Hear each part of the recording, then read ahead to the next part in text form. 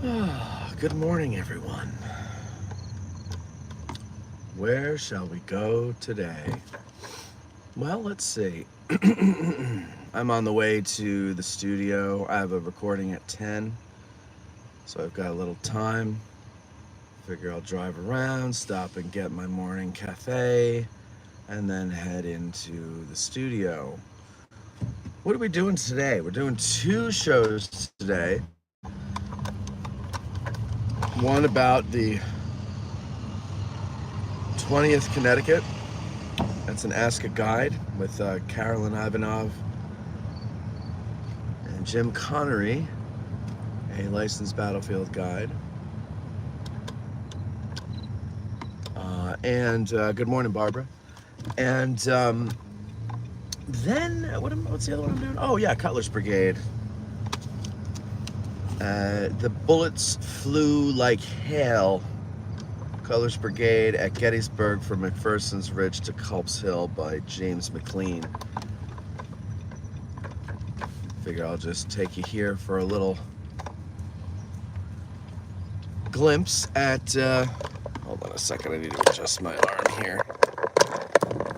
A little glimpse at Coster Avenue, something a lot of people don't always see. Someday we'll take the time and get out and, you know.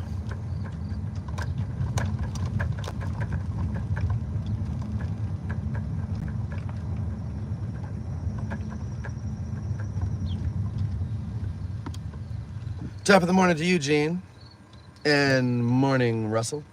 So what I think we're gonna do is go to Culp's Hill, because we're doing the 20th Connecticut.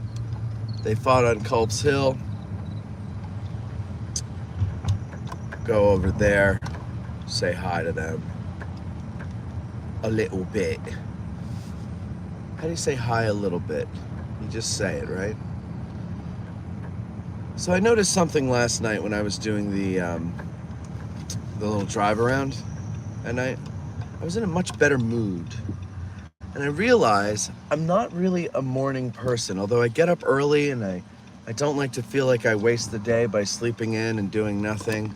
I still hate life until about noon. I'm grouchy in the morning. Gotta have some time to, adjust to being awake and having to go through another day earning. You know, it's exhausting, but that's life. No matter what I would do, I would feel the same way. Living life is exhausting. And so maybe, I don't know, maybe I'll try to do more night drives when possible, because I'm in a much goofier mood. I'm a night person, so I get my second wind after the sun goes down, but I love the sun being up. I'm a Gemini. What do you want from me? I like everything. What can I say? Apparently that means something, being a Gemini. I don't really know. Good morning, Donald. Good morning, Karen.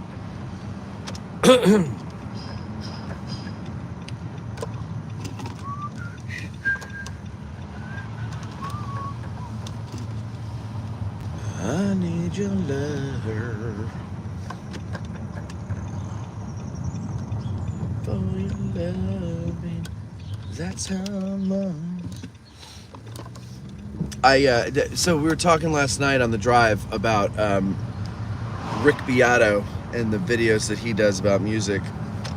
Have you seen these reaction videos with young people listening to music from before their time and reacting to it in a positive way?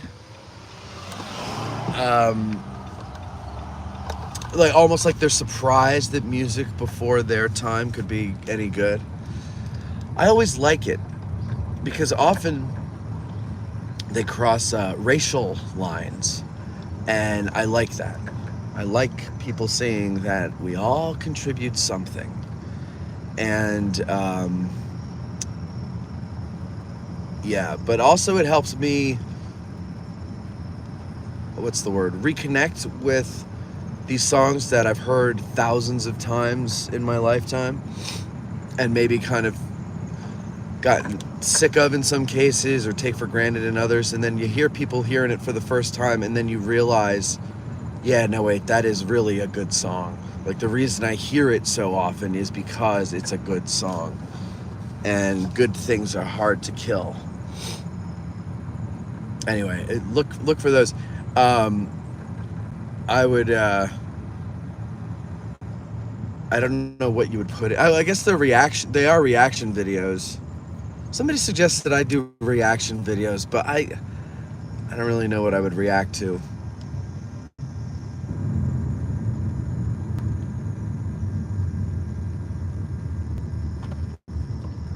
Yeah, let's split in two.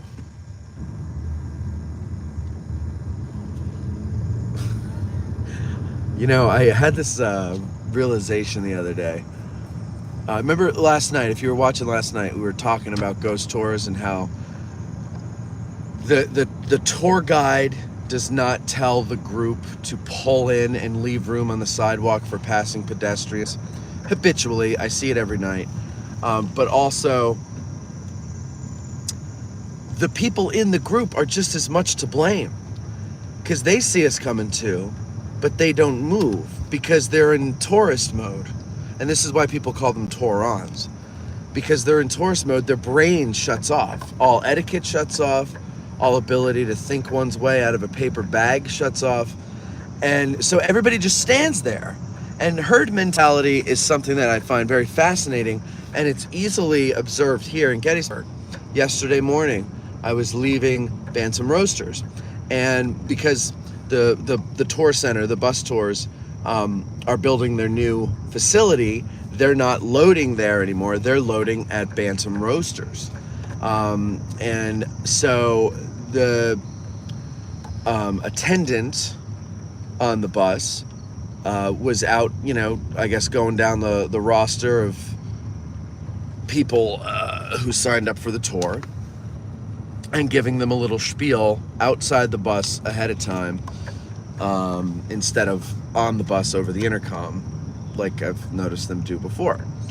And there's, I don't know, 40 people, maybe 30, 40 people, a good deal of people, big group, and they're in a semicircle outside the bus, but of course they're not close together, they're spaced apart, and there's like 5 feet of room between them and the building, and I need to get out on Steinway Avenue. And so I pull up and I stop, and 3 people look directly at me and do not move.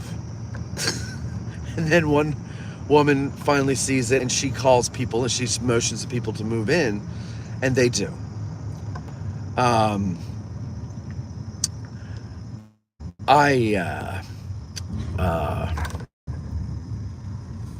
lost my train of thought. What were we saying?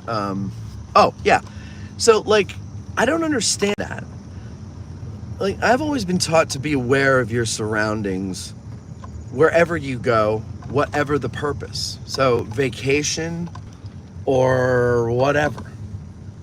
Be aware of your surroundings, be considerate of other people, etc., etc. I don't get how, because I'm in a group of 35 people, suddenly my brain shuts off and I can't get out of the way when there's a car coming. What if I just continue to go? Just past the 20th Connecticut on the right. Sorry guys, didn't stop or whatever, but you'll see a picture of it later when the show comes out.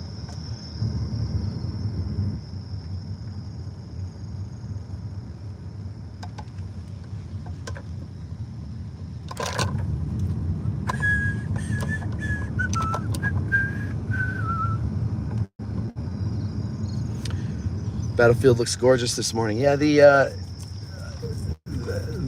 whatchamacallit, cloud cover light, and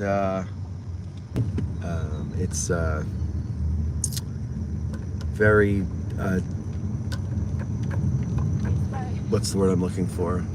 It's just nice. It's peaceful, it's quiet, it's pretty, it's serene. Mr. Green, he's so serene, he's got a TV in every room. Your first reaction tour, WTF group splits, LOL. Say what now?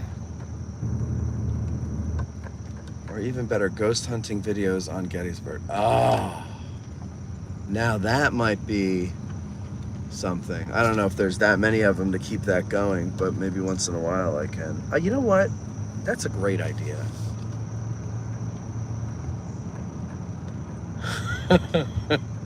Taylor. Well, what can I say? Forgive me for nature.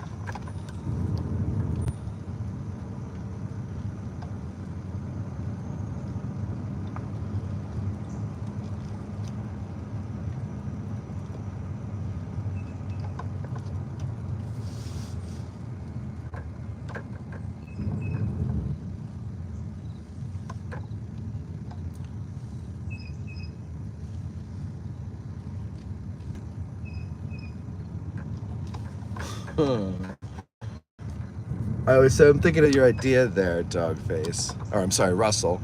About what the F group splits. I guess what you're saying is like when there's a group blocking the road and you're coming down to see how they split. And you know, I noticed this too during the get out of the car tours.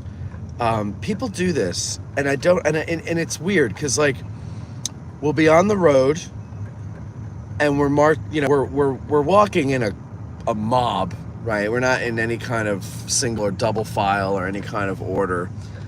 I tried to get that, but people can't do that. And so I gave up. But we're walking down the road, you know, and then somebody sees a car coming. And, you know, let's say I see the car coming or somebody lets me know there's a car coming. I'll then turn around and I'll yell to the group, car coming, get over to the whatever I pick whatever side the majority of the group is on, which tends to be the right. And I say, you know, come on, you know, move over to the right, et cetera, et cetera. And 70% go to the right and a third go over to the left. And I don't get it.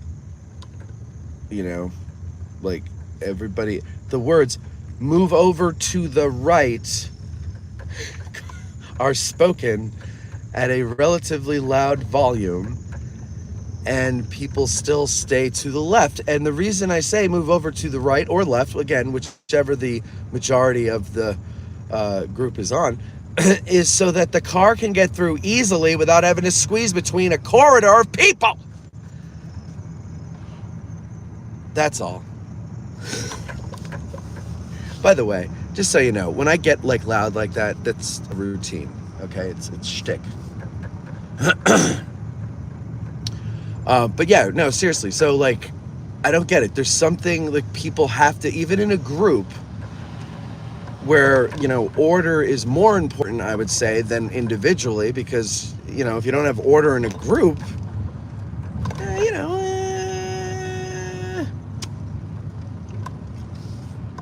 chaos can ensue.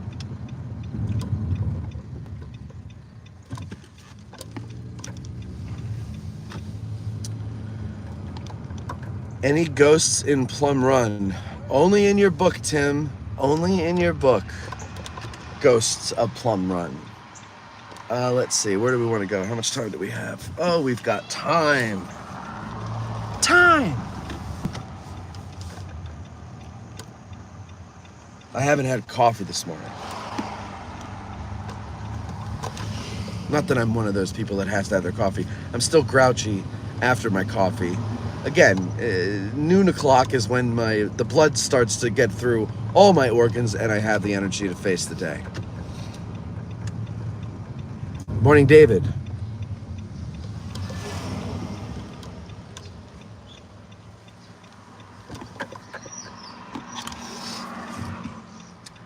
I don't know how this whole business started. Just practicing for karaoke.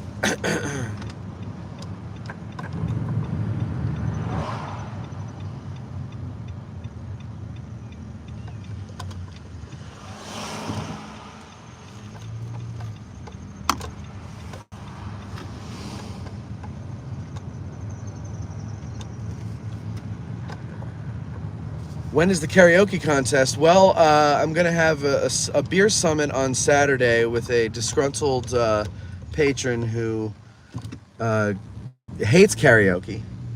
And so I will have a peace summit with him, a beer summit, of course, a peace summit over beer, to make sure that we set up a communication system so I can let him know when that episode comes out to not listen to it. We don't want his ears offended. And also to let him know that I'm going to bust his balls for a while about it. And it's all in good fun. Just like his screed against me was all in good fun, I'm sure. Are we going? Okay. Thank you, sir.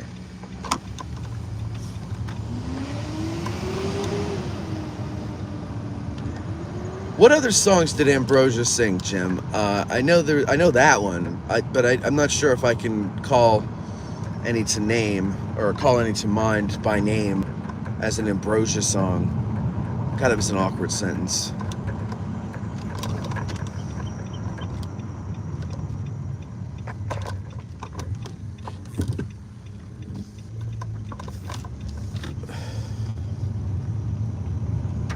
Oh, biggest part of me. Yeah. Blah, blah, something, something, something, blah, blah, something else and something, blah, blah. Let's just go down the scale chromatically. La, la, hoo, ha, hee, ha. That's a great one. Okay, so did they have any others, or is that it? Those two? Those are pretty good ones. If they were just a two-hit wonder, they had a pretty good wonders there.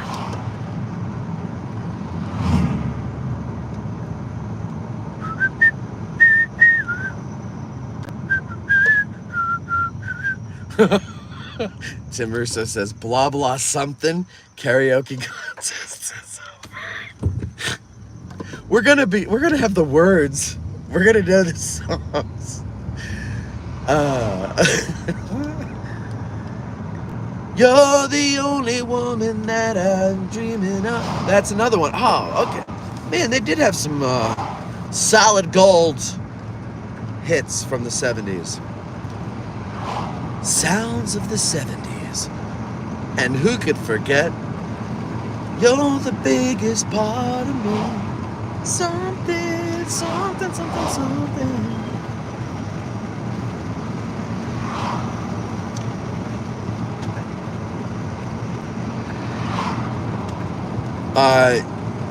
Yeah. You know what? I meant to. I saw you put that in the comments section during the show last week, Garrix, and I wanted to acknowledge it on the show, but then somebody said something, and my squirrel brain went the other way, and I never got back to it. That's such a great song, and for the longest time, I thought that was Blood, Sweat, and Tears, and then I found out it was Ides of March, and I was like, who? But what a great song that is, Vehicle. I love that song. I'm your vehicle, baby. Something, something, something.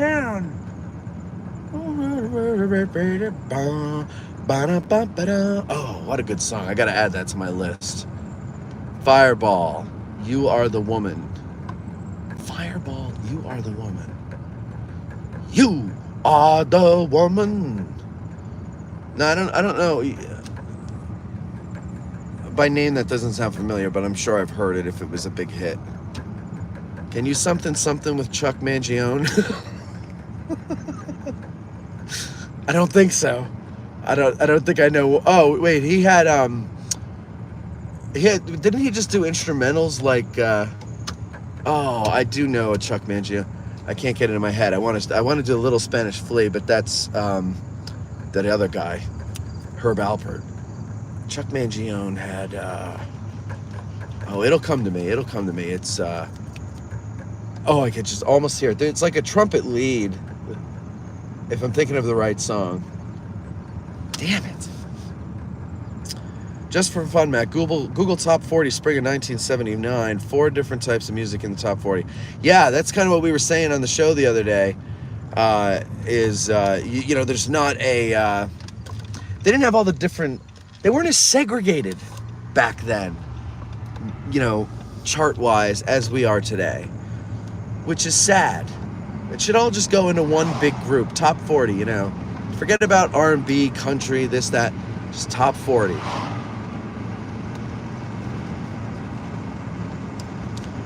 A good idea might be for the songs that we sing is I need to talk about this with the crew again, with John's permission, of course. But we gotta pick, let's see, 3, let's say I would pick 3 songs that were in the top 10 of the top 100, let's say, for the year I was born, and everybody else does that too. And then the listeners vote on which song we get to sing. So we got to pick 3 songs that we have some comfort level with so that we can at least have that foundation there to then do a poor performance on. And and then the listeners would pick it. So like I would be 1978, Colby would be 2016, Veronica would be 1960, Debbie, I don't know how old she is, like 1981, I think, 82, something like that. Things like that. And then in that way, it's a little varied, right? Because if let's say we pick the 70s and we all had to pick from the 70s, then all the songs are going to sound, essentially the same because they're all from the same era. And even if they're from a different genre, they're from the same era. And so it will have, a ring of 70s to it. And it'll all kind of sound the same. I think it's a good idea. Maybe we change it to the year we were born. Feels so good. Chuck Mangione, feels so good. It's, I almost had the trumpet line. Wait. Can somebody, are you allowed to request to join me live so somebody can hum it to me? It's gonna drive me nuts. Chuck played a different kind of trumpet. We had a kid in high school played one, flugelhorn, yeah, of course. Yeah, I know the flugelhorn. I always liked the flugelhorn better than the trumpet. It sounded warmer. But you can't get as high in the trumpet, But yeah, flugelhorn. Everyone has to dress up as Tony Clifton. Volare. Whoa, whoa. Karaoke Contest. Oh, just read that. Mike, 6 questions Lent says, using those rules, I would have to choose Alone by Heart. No one wants to hear me sing that. Alone. Is that the one? We can't go on.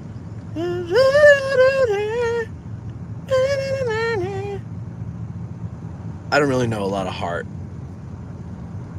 Although I did have a crush on the blonde sister. Is that Nancy? Colby can do edibles, and sing Stepping Razor by Peter Tosh. You can wear the dress. Peter Tosh. I haven't heard that name since college.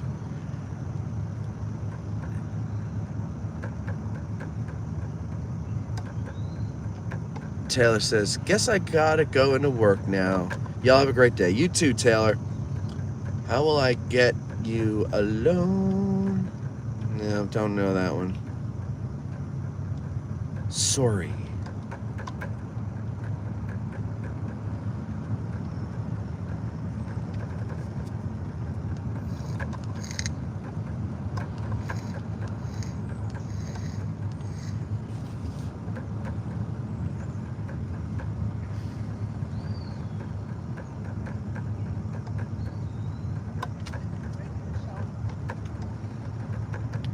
No, Cam would never do karaoke. Cam takes himself very seriously, as you might tell. And he will not do karaoke. He will not...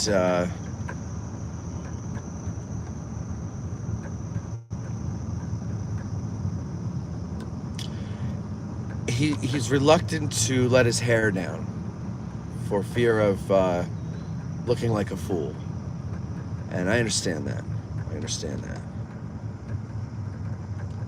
But I'll certainly try to get him to do it. Well, let's see. He was born in what? How old is he? 32. What year is this? So 30 years ago would have been 93. And then 2, so 91 is when he was born.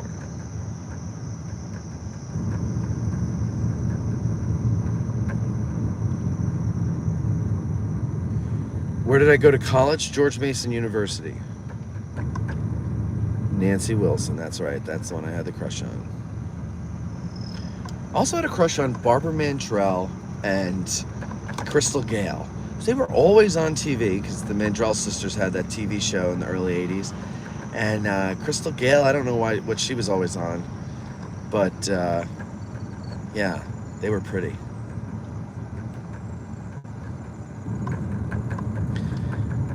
Chuck says, good morning. Was just finishing up listening to the Rick Schroeder podcast about Union officer wounds when I got the notification you were on this morning. Excellent. Thank you. I love a Rick Schroeder episode. Schrader. It's Schrader. I don't know why I keep saying Schroeder when I know it's Schrader. They come on and they do the medical area. I love that. I think it's a lot of fun having them on. I'm fascinated by medicine. But like back then especially, because it's just, how the hell did anybody survive that butchery? It's really amazing to me. But also, like, I'm interested in, it seems like humanity was asleep for a very long time about things. And then all of a sudden, a couple of what seem like small inventions, let's say, that we take for granted today, like a microscope, for example, it just blows the world open. And then all of a sudden now, you've got everything, essentially. Well, it leads to everything. And so I'm fascinated by the fact that, it seems like, even though we weren't, it seems like we were in the medical dark ages until not very long ago. And then it just snowballed rather rapidly from there. And now, we can have like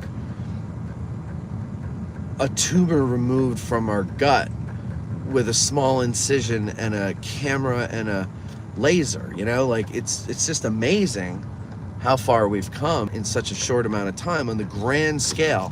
Like, it's nothing. It's a blink of the eye. And so I'm fascinated by that stuff. And I love when they come on and talk about this wounds and stuff. We're going to do one with Rick about Confederate wounds too. So for all you people that say we don't do enough Confederate stuff, don't worry. We've got some coming down the pipeline.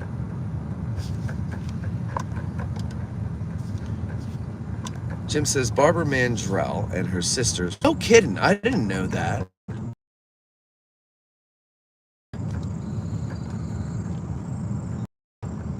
So they went by first and middle names. Interesting. I did not know that was Loretta Lynn's sister.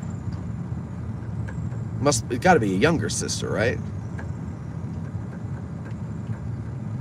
I had a crush on all the women in the Robert Palmer videos. Don't it make my brown eyes blue? Yes. That actually is in my playlist of music.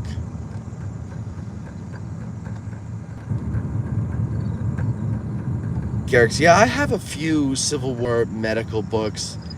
Um, I haven't really dove deep into them, but there's one that I got that I thought was going to be more like, more like a children's book. But I got it because it was like, well, this is a good way to start, like basic. It's got pictures, but they're like drawings and stuff and descriptions. But then, I started thumbing through it and I'm like, oh, this isn't for kids. Like this is just done in a certain style, but it's chock full of information that I don't know how many kids would totally understand, but they could certainly try. A smart one would get it. But then I have a few more, and I really haven't gotten too deeply into them. I got them because if I ever get off my ass and finish the narratives, when I do the aftermath episode, I'm going to rely heavily on those and really get into the medical stuff. So I collect them. When I buy them, or when I see them, I'll buy one and just keep it in my medical section. But yeah, it is fascinating, medical anything. Your new one on Patreon is very informative. I have more interest running up to battle. Yes. Yeah, I wouldn't say I have more interest. I'm mostly interested in the battle, but I'm becoming more interested than I was before in the prelude, the campaign itself. I kind of like origin stories. I'm like kind of drawn to those, and then the very beginning of something, and then once things kind of grow, it's not that I don't find it as fascinating, but my interest wanes a touch because now everybody's here, and now it's just a matter of who's going to knock the other one out. Whereas when Marcellus Jones fires that first shot, if you forget everything you know and just go moment by moment, you don't know where this is going to lead. And as they fall back from ridge to ridge, finally ending at McPherson's Ridge at their main line, you don't know how long they're going to be able to hold out before the infantry arrives. If they're going to be able to hold out before the infantry arrives. And that is exciting to me. Once the infantry arrives, it starts to become less exciting. And then as day one wears on, and they end up on Cemetery Hill, and then the line starts to develop as reinforcements come, the most interesting thing in the world to me, but itself, it's less interesting than the beginning. I don't know. I'm just always that. Like, I like the beginning of movies first because I know it's going to happen in the end. So I like to see, the innocent times. Technology advances in the Civil War is amazing. Yeah, that's true. Though all of wars advance our technology, sadly. Well, that is true too. It is because you have to innovate. If you're going to win, you have to innovate. And you've got to innovate on the spot. You've got to do it quickly. And also, like, because there's a war on, I would imagine that certain red tape that, you would have to go through to test something prior to the war can be ignored because you don't have the time.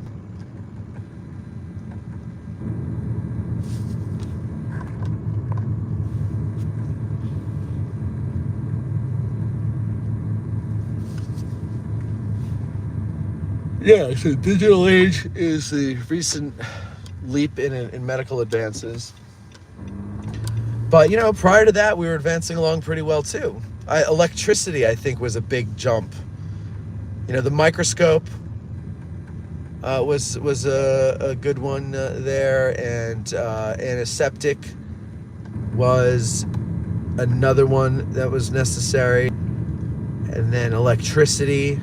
I don't know how quickly medicine adopted electricity. Oh, no, pretty soon. I think they were doing, well, at least quacks were doing experiments with electric charges and stuff. But electricity comes, penicillin, these big jumps occur, and then everything is able to grow until the next one, and then digital technology is a huge leap forward for us. And that's what I always say, like, when to myself or to people who lament that they weren't born at an earlier time. I always say, well, first of all, you'd be dead by now, number one. Number two, it only looks good in the movies, but it wasn't. I mean, my great-grandfather died at 52 from stomach cancer because what the hell were you going to do? You can't take out his stomach.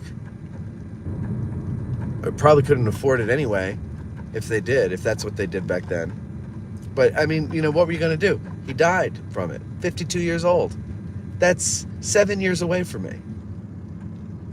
I know plenty of you in the audience are in your early 50s. Can you imagine, like, you're an old man or an old woman years ago?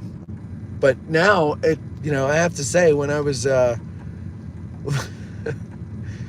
before I met Cindy and I was on the dating app, I had adjusted my age range because I'd given up on having kids, right? So I didn't need to dip down to 30 anymore. And frankly, I don't know what the hell was in the water with that generation, but it's frightening.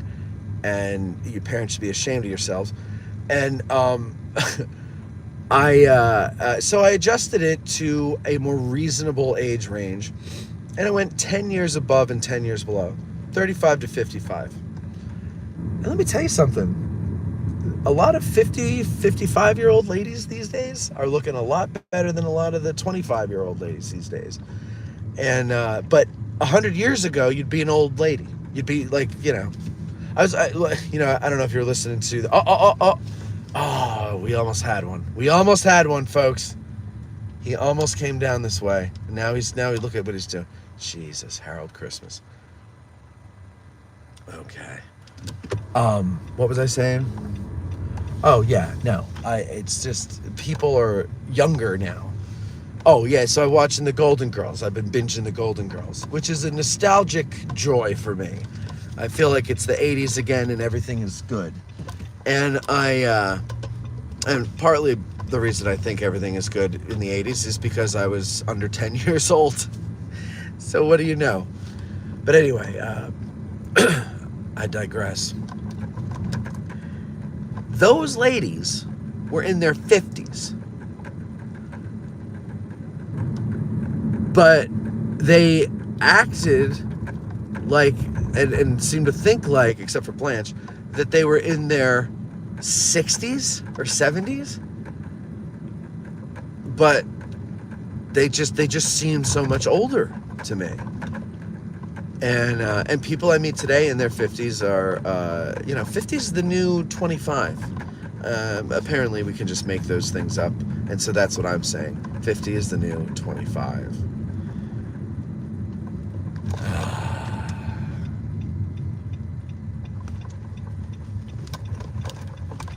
Relief. You know how to spell it. Bantam. Bantam. Bantam Roasters. Maybe I'll do a creative commercial for them. They've renewed their sponsorship, and maybe I gotta come up with something a little more creative. For who? For Bantam Roasters. There we go. Just point it there as we finish our lovely discussion here. There we are. Okay, can you dress up as Tony Clifton and toss a gin and tonic at Matt Atkinson? Sure. I'll do that at his first winter lecture this year. The aftermath of battle will be tough in the sense that it's so depressing, yet it's fascinating. Yeah, exactly. Tim, can you just... Oh, I said that one. Patrick says, imagine being a World War I soldier that made it through the whole war. You saw cavalry charges in 1914, and a few years later, tanks have flipped the world and war upside down. Well, how about this? My grandfather, before he died in 2003. So, geez, 20 years. Holy crap. Just dawned on me. I forgot. I think he died in March. of 2003. So yeah, it's been 20 years. Anyway, he and I were talking one time, and he said, that he was fascinated by his own life, not particularly the life he lived, but the time span that he lived in. He said, when I was growing up, we lived in a tenement house in Newark, New Jersey. I had to go out in the backyard, winter, spring, summer, fall, in the middle of the night if I had to pee. And if it was winter, you had to chop up the ice that was in there. I forget what the hell he was talking. I don't know. I've never had to go in an outhouse before in the winter. And if we wanted light, we had to turn a nozzle or a valve on the wall that opened up the gas line, and you would light a match next to it, and it would flare up, and you'd lose your eyebrows, but now you have light. And he goes, and if I wanted to write to a friend, I'd have to write a letter, put it in the post, and it would arrive when it would arrive. He goes, now I have a house with heat and a bathroom with plumbing, and if I knew how to do it, I could send a letter to my cousin in Ireland in a matter of seconds with this email stuff. And he goes, and in the meantime, we put a man on the moon, we've flown in space a bunch of times, we've done all these different things. Like it really, technologically, he did live through a lot of stuff, and a lot of people that age did too. They saw so much change that I don't know if any generation before us or ever again will see. Maybe, who knows? I can't imagine it, but how can we turn wrong way drivers on the battlefield a game for the stream? Well, they don't happen enough where we can really rely on it being, something we can do a lot. But I hear what you're saying. I don't know. I don't know. I have to think about that.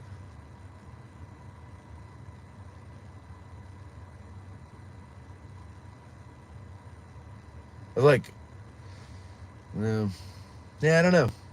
I'll think about that though. That'd be fun. I do get so excited when it happens on film, not film, on video. Okay, I'm stretching, and I gotta go in and get some coffee and then head over to the studio. So you guys have yourselves a great day. Thanks for joining. We had chamber pots under the bed for winter. Yeah, crazy at my grandparents' home. Yeah, I think he mentioned chamber pots too. If for the winter, if it was too cold. I think that was something they eventually got. You got to remember, his parents were off the boat from Ireland, and they were like dirt poor. So that might have been something they had to work up to. I don't remember, but it did seem like at some point they had chamber pots, and then oh, that's right. And then he said, goes, then we got chamber pots, and I felt like I was a Rockefeller because I didn't have to leave my room. And yeah, it's tough. And that's why I think about that sometimes. I think about what his parents went through to get here, and what they went through to raise children here. Again, his father died at 52-ish.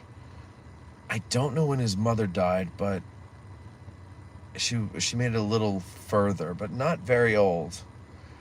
And I think, what a life. Like, you grow up in Ireland, it's not the greatest. You take a chance, you come over here, you live in the slums, but it's about raising your children. It's about putting children here so that they have a better chance than you do. And you don't even know the children yet. You haven't had them. But this is what you want to do. And you don't even make it to what we consider retirement age today. And by our standards today, what we all want out of our lives, it's kind of like, well, what's the point? Like, why would you even bother doing that? But I think there's something that's very evident in previous generations of human beings that I think has been somehow killed inside of us. And it's whatever that is that compelled people to do that. To come here for a better life, not for you, but for your offspring. And I know parents today want better for their kids than they had for themselves. I don't really necessarily think the ways they're going about trying to ensure that are actually better, but that's just me. It's my opinion. But yeah, I don't know if they would sacrifice like that or risk like that to make things better for their kids.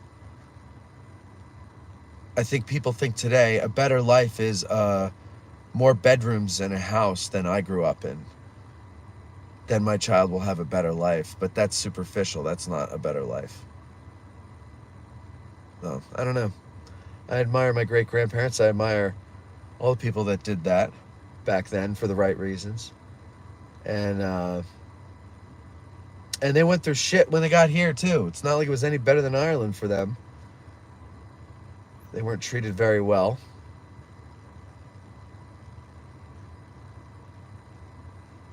And now I get to be here. And I think that's pretty cool. All right. There's my morning moment of Zen. You guys have a great day.